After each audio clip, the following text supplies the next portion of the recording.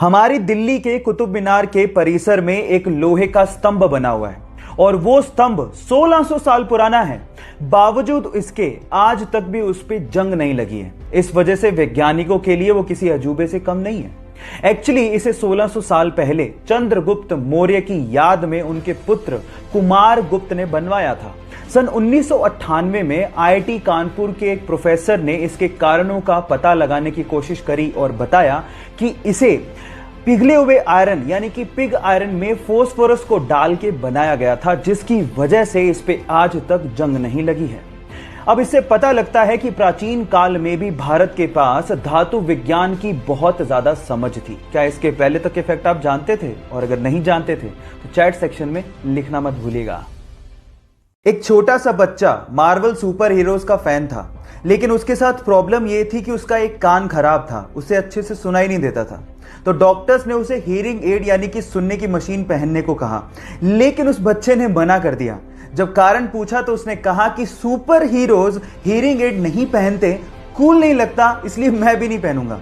जब ये बात मार्वल को पता लगी तो स्पेशली उस बच्चे के लिए मार्वल ने एक ऐसा सुपर हीरो डिजाइन किया जिसका खुद का भी कान खराब था और वो हियरिंग एड पहनता था। जब वो फेमस हुआ तो फिर उस लड़के ने भी शौक से हियरिंग एड पहनना शुरू कर दिया।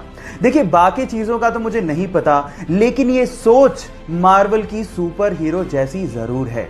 आपका इसके बारे में क्या ख्याल है? चैट सेक्शन में लिखना मत भूलिएगा। एक 11 फीट लंबी ग्रेट व्हाइट शार्क अचानक से हाई टाइड की वजह से यूएस के एक बीच पे फंस गई। जैसे ही लोगों ने उसे तड़पता देखा, उसे बचाने की मुहिम में लोग जुट गए। सबसे पहले तो लोग उस पे लगातार पानी डालते रहे ताकि वो जीवित रहे। इसके बाद उसको वापस समुद्र में पहुंचाने के लिए उन्होंने रेत का एक चैनल बनाया और उसके बाद उसे खींचते हुए समुद्र तक पहुंचा दिया। आप लोग याद रखिए गाइस कि ये धरती सिर्फ इंसानों की नहीं है, इन जीवों की भी है और उन्हें बचाने की मुहिम और ऐसा समन्वय हमें बनाए रखना पड़ेगा, तभी हमारा अस्तित्व बचा रह सकता है। आपका इसके बारे में क्या कहना है? चैट सेक्शन में लिखना मत भूलिएगा। कोरोना के इलाज को लेके भारत में यानी कि हमारे देश में एक बहुत बड़ी खबर आ रही है। जी हाँ गाइस, 15 अगस्त तक कोरोना की वैक्सीन आने की संभावना बन रही है। जी हाँ, उस वैक्सीन का नाम है कोवैक्सीन, जिसे भारत बायोटेक लिमिटेड ने आईसीएमआर के साथ मिलकर बनाया है। और एक्चुअली वो पहली ऐसी इंडिजिनस कोविड-19 वैक्सीन है जिसे भारत सरकार ने ह्यूमन ट्रायल के लिए परमिशन दी है। मुझे उम्मीद है कि हम लोग बहुत जल्दी कोरोना से छुटकारा पाके खुली हवा में सांस ले पाएंगे। आपका इसके बारे में क्या ख्याल है? चैट सेक्शन में लिखना मत भूलिएगा।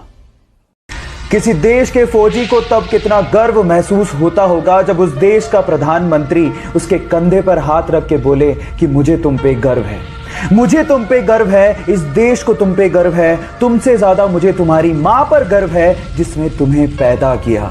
तुम्हारा हौसला इन पहाड़ों से भी ऊंचा है, तुम्हारे इरादे इन चट्टानों से भी मजबूत हैं। इन लाइनों को सुनने के बाद तो किसी का भी सीना फक्र से चौड़ा हो जाएगा। एक लीडर वही है कि जब उसकी जरूरत हो वो वहां पे मौजूद हो, और हमारे देश के प्रधानमंत्री ने लेह लद्दाख जाके ऐसा ही कुछ किया। मुझे गर्व है भारतीय होने पर। आपको ये सुन के कैसा लगा? चैट सेक्शन में लिखना मत भूलिएगा। 2 जुलाई 2020 यानी कि कल का दिन इंडियन रेलवे के लिए रिकॉर्ड ब्रेकिंग डे था, क्योंकि इसी दिन इंडियन रेलवे ने भारतीय इतिहास की सबसे लंबी ट्रेन को नागपुर से कोरबा के बीच में दौड़ाया। इस ट्रेन की कुल लंबाई 2.8 किलोमीटर, जी हां आप ठीक सुन रहे हैं, 2.8 किलोमीटर थी और इसमें टोटल 251 वैगन को जोड़ा गया था। इस ट्रेन को खींचने के लिए लगभग 6000 हॉर्स पावर के 4 इलेक्ट्रिकल इंजन का इस्तेमाल किया गया था। इस ट्रेन का नाम शेषनाग रखा गया है। इसके पहले तक लॉन्गेस्ट ट्रेन का रिकॉर्ड सुपर एनाकोंडा के नाम था। सो गाइस, इंडियन रेलवे की इस उपलब्धि के लिए एक लाइक तो बनता है।